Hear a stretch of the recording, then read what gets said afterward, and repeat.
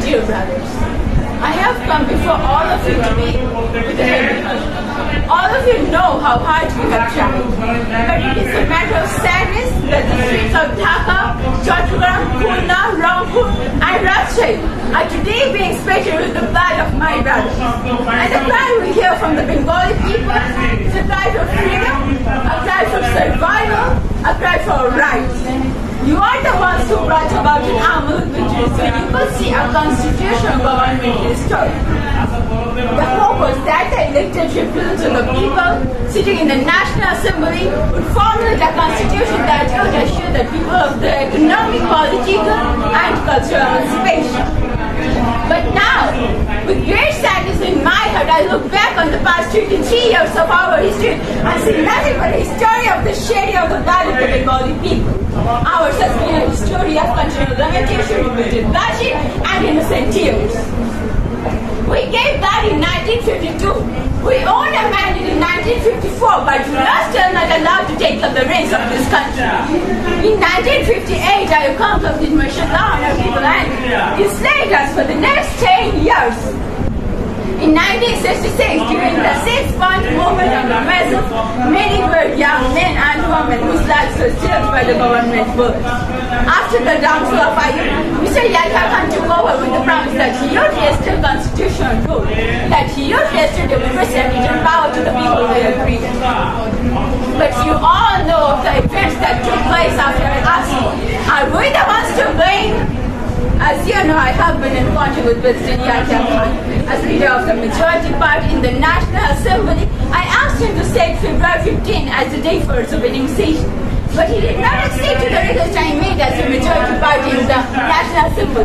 Instead, he went along with the delay requested by the minority leader, Mr. Bhutto, and announced that the Assembly would be convened on 3rd of March. We accepted that.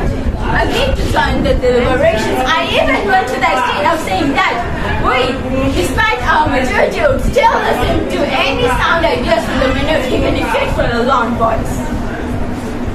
I committed myself to the support of anything to bolster the restoration of a constitutional government. When Mr. Bhutto came to Dhaka, we met. We talked. He left saying that the doors to negotiation were still open. Maulana Nurmi and Maulana Mufti were among those West Pakistani parliamentarians who visited Dhaka and talked with me about a constitutional government. I made it clear that we could not agree to any deviation from the 6 points that were registered with the people. Come, I said, they just sit down and resolve matters. But the prosecutor was that he would not allow himself to become hostage on 2 fronts. He predicted that if any West Pakistani members of parliament were to come to Dhaka, the assembly would be turned into a slaughterhouse. He added that if anyone were to participate in such a session, a country agitation would be launched from Peshawar to Karachi, and that every business would be shut down in Europe.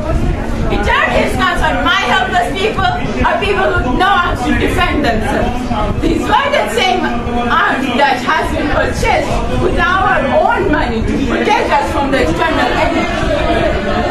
It is my own people who are being fired upon today. In the past too, each time we, the numerically largest segment of Pakistan's population, tried to assert our rights and control our destiny, to conspire against us and punch upon us. You must prepare yourself now with what fear you have for the struggle ahead. Since we have given blood, we will give more of it.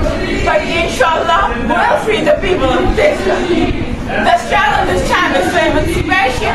The struggle this time is for independence. Be disciplined. No nationalist movement can be victorious without this. Joy Bangla.